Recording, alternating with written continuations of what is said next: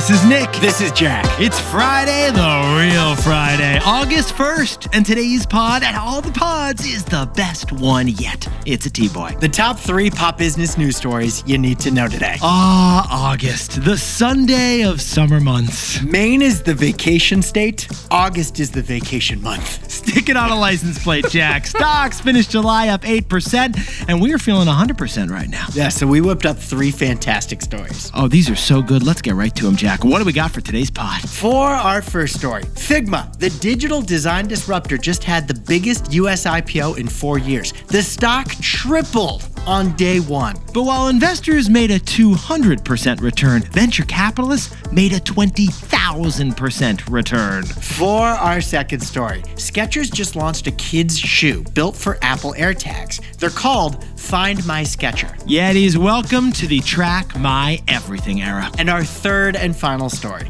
it's officially the Tariff Deadline day. It's August 1st. Will Trump taco or will Trump burrito? Well, the best way for us to explain this huge trade war moment is with a Ford Bronco. But Yetis, before we hit that wonderful mix of stories. Fantastic mix of stories. Love the mix to end the week. If you're cracking into your morning energy drink right now, warning! Warning, because your next energy drink may accidentally be an alcohol drink. Celsius is the maker of a popular sparkling energy drink. High Noon is the maker of a popular sparkling vodka drink. But get this, the packaging supplier for both accidentally mixed up the whole situation. The whole oopsie-doopsie switcherooski, Jack. The result? Celsius cans filled with High Noon.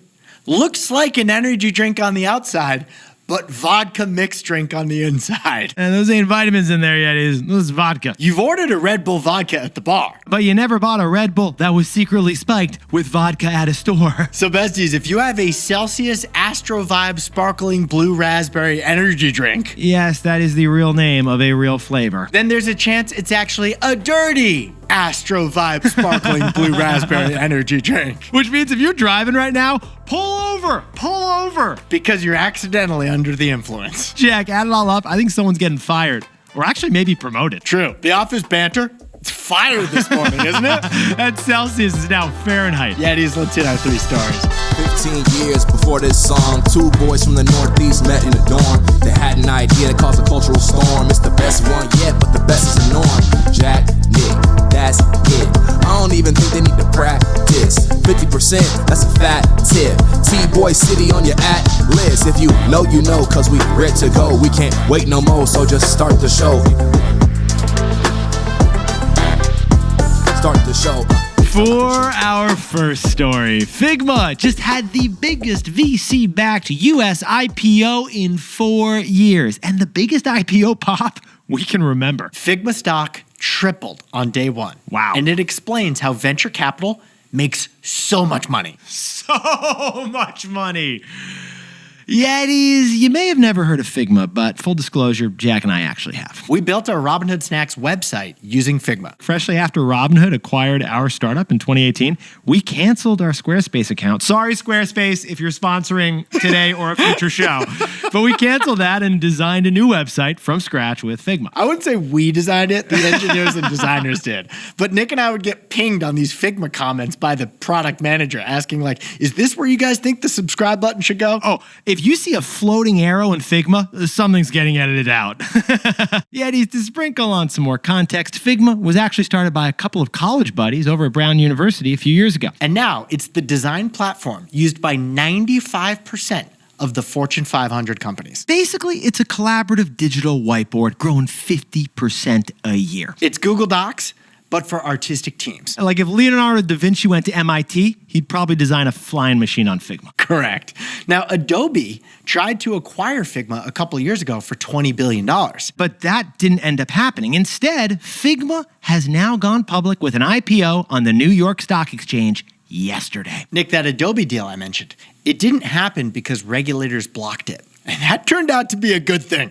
Because after Thursday's IPO, Figma is worth 3 times that valuation. That's right. Yetis, Figma went public on Thursday, and bankers sold stock publicly for the very first time. At $33 per share. But here's the kicker. Immediately, the price trading on the market surged to $100 a share. Figma ended the day up 250%. Add it all up, and this was the biggest VC-backed U.S. IPO since Rivian back in 2021. Now, Figma and their bankers are probably kicking themselves for pricing those shares too low. It's a funny thing about Wall Street. They could have made more money if the shares were priced higher at first. But still, Figma's popping champagne. So we know what you're wondering, Yetis, because we were all wondering it too. Why such a huge stock pop for a design company? Well, in the digital world that we're all living in, everything is design. Basically, the way Jack and I see it, if software is the commodity, then design is the differentiator. You judge a book by its cover.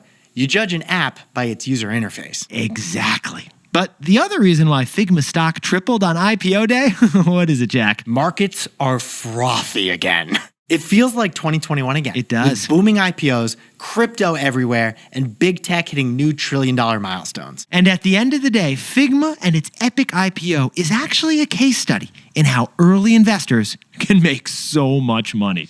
So, Jack, what's the takeaway for our buddies over at Figma? Figma's IPO was a 250% pop for retail investors, but a 20,000% pop for VCs. Yetis, Figma's stock jumped from $33 to $115 by the end of the day on Thursday. If you bought at $33, you're feeling great right now. But you know who's feeling better? The VCs who bought at 33 cents. Oh, yeah. Not $33. No. 33 cents. Because the information published a chart showing that the real IPO winners of Figma were the venture capitalists who got in 10 years ago. Index Ventures invested in the first fundraising round of Figma, and they bought stock in the company at 9 cents per share. Another VC, Kleiner Perkins, got in 7 years ago at 33 cents a share. And Andreessen Horowitz, 5 years ago, got in at $4.62 a share. Those three VCs gained 119,000%, 33,000%, and Andreessen, who got in late, still made a 2,000% return. Besties, most venture capital investments don't pay off. But Figma shows why VCs just need one huge win for the whole business model to work. Because those huge wins are bigger than anyone can possibly imagine. Figma's IPO, it was a 250% pop for retail investors, but a 20,000% pop for VCs. For our second story, Skechers just launched the first ever Apple AirTag shoe. That's right, the first sneaker to track your kid. It's called Find My Skechers because trackability has become a social flex. Yes, it has.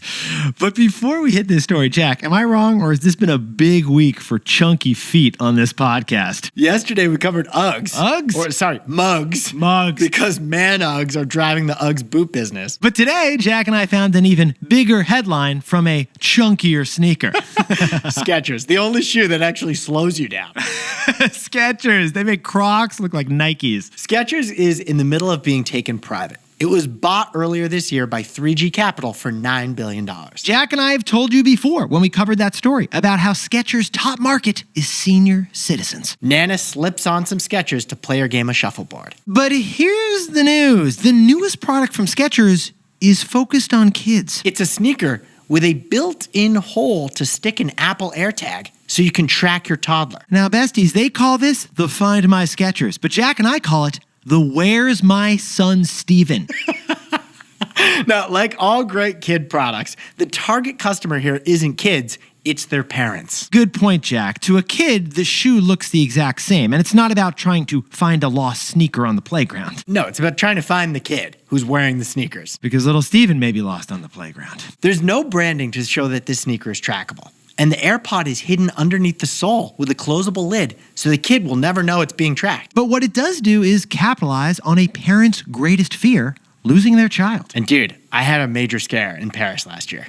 We were looking at a beautiful fountain right by the River Seine, and then we went across the street, sat down in an outdoor cafe, and I was like unpacking the stroller, getting Brooks in his high chair, and then Alex says, "Where's Wilder?" Oh, I know exactly what you're feeling. Yeah. Dude, I looked around. Thank God I saw him. He was across the street. I sprinted over. He wanted to look at the fountain again. It's the 5 seconds you lose your kid for are the 5 scariest seconds of your life. It was horrible. Well, What Skechers is really selling here to Jack's experience is a peace of mind. Exactly. An insurance policy for your kiddo who does a little too much wandering. And it happens to fit with another new trend, which is alternative gadgets to giving your kid a smartphone or a smart device. Most parents want to delay giving their kid a phone as long as possible, but it's nice to be able to track them. But as Jack and I dove in T-Boy style, we realized this also reflects a broader discipline strategy from Skechers. Because Skechers, crucially, did not try to build their own tracking technology. Instead, they're using what already exists. I mean, Jack, how many times have we seen a non-tech company think it's a tech company? Exhibit A, Under Armour. Oh, yeah. They spent $700 million to build their own fitness apps.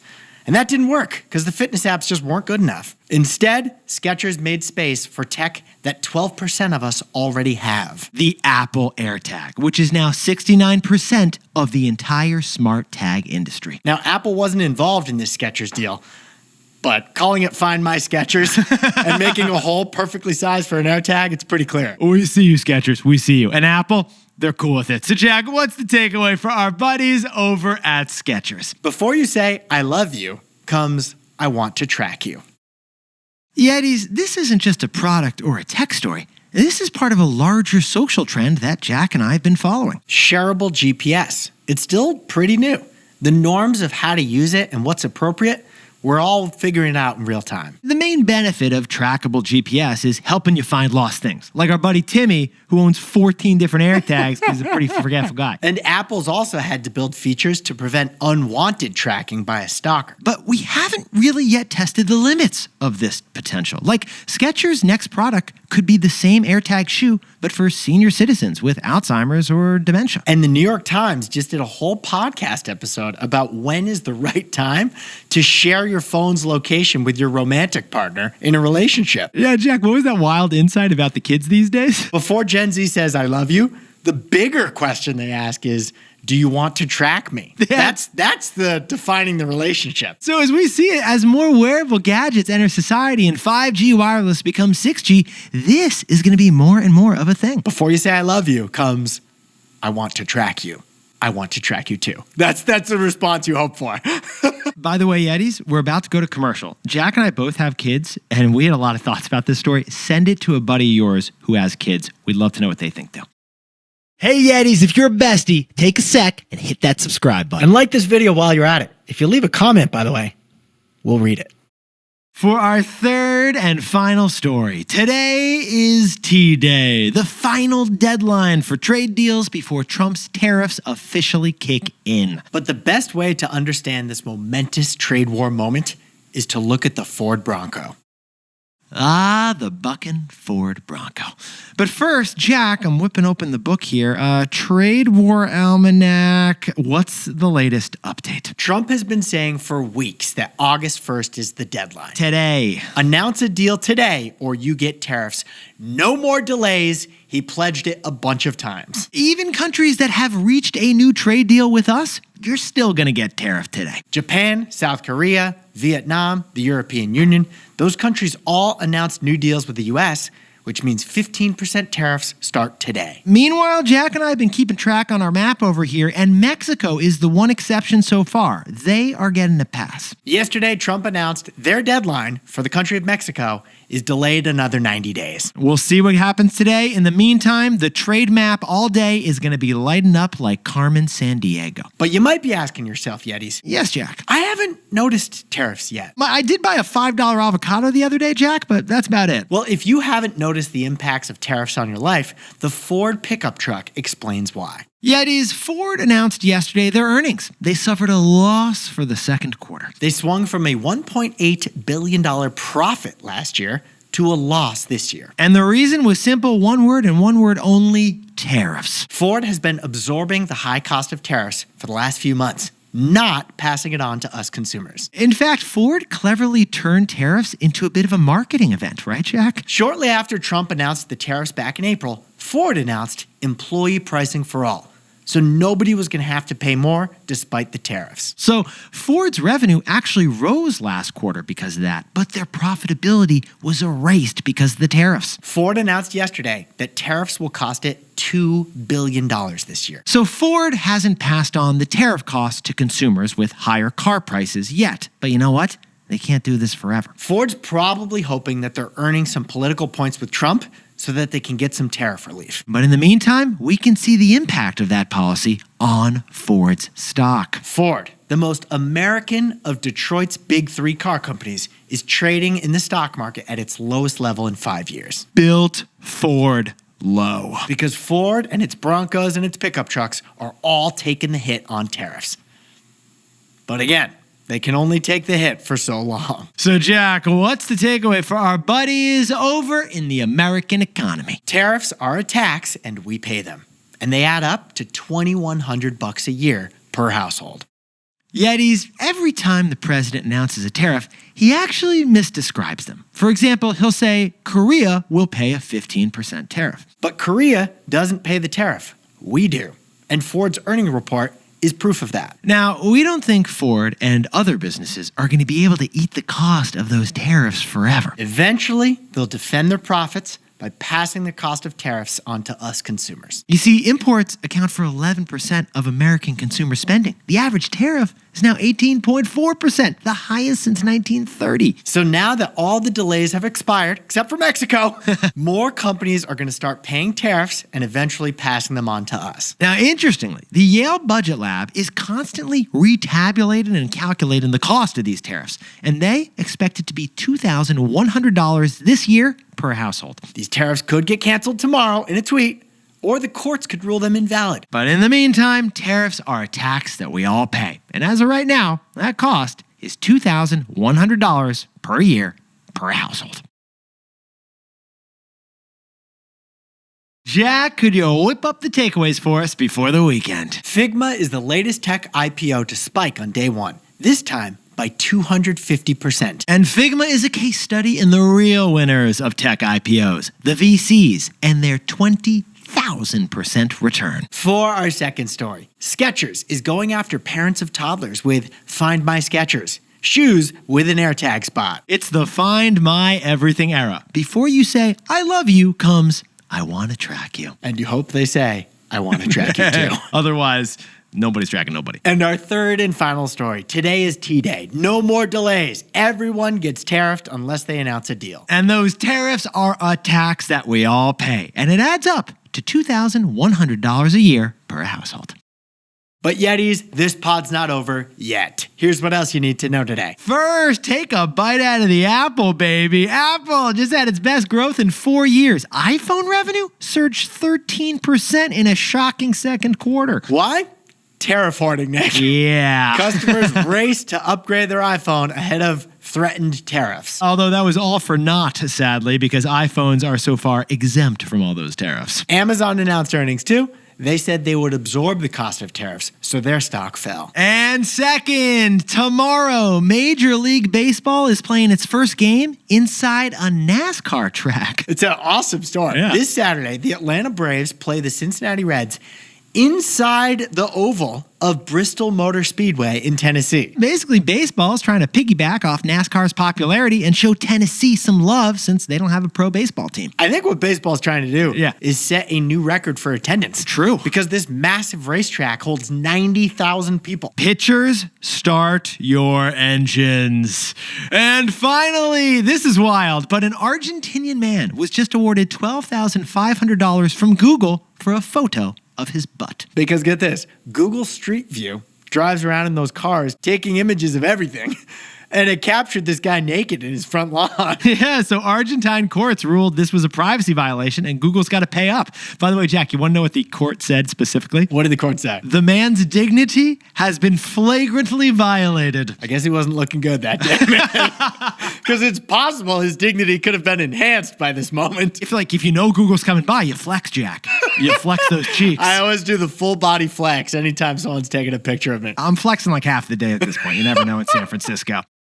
Now, time for the best fact yet. But today, instead, Jack and I just wanted to share a message with you that we were chatting about before. Right, Jack? The floor is yours, man. So Jack and I were talking, and, there are so many shootings that happen in America, we don't even mention them on the pod. We couldn't even keep track. Although this one in New York was a little closer to us because, first, we have so many Yetis like you who work right there in Midtown Manhattan and friends. And second, my dad actually works in that building, the Blackstone building, where the shooting happened. I was so alarmed when you told me that. I was alarmed too. And there were 4 people who were not okay that day. And my dad is fine. He wasn't in the office that day. But his coworkers heard the shots. And the main thing I thought of afterwards was, I'm so glad I called my dad the night before. And I'm so glad I spoke with him. And I'm so glad I speak with him all the time. And it just made us think that this is a moment and maybe a reminder to call the people you love whenever you can, probably this weekend. Because you never know what'll happen, but it's always just good to call them. Amazing story, Nick. I called my mom a couple days ago. Yeah. Our call got dropped because I drove through a dead zone. I am calling her back right after this podcast, and thank you for telling that story. Just something we wanted to leave you with, Yetis. But Yetis, it's Friday, the real Friday, and you've been looking fantastic all week. We hope you got some wins to celebrate. Jack, we got a win to celebrate. We got a big interview coming up next week, right? I know. Yeah. We're banking a couple of interview episodes for our vacay. With some viral founders out there. I can't wait. Really cool founder interviews coming up. So, besties, celebrate the wins this weekend. Tell a buddy, HYH TBOY. Have you heard the best one yet? And Nick and I will see you Monday. Can't wait. Oh, and we have a little surprise for you dropping on the podcast tomorrow.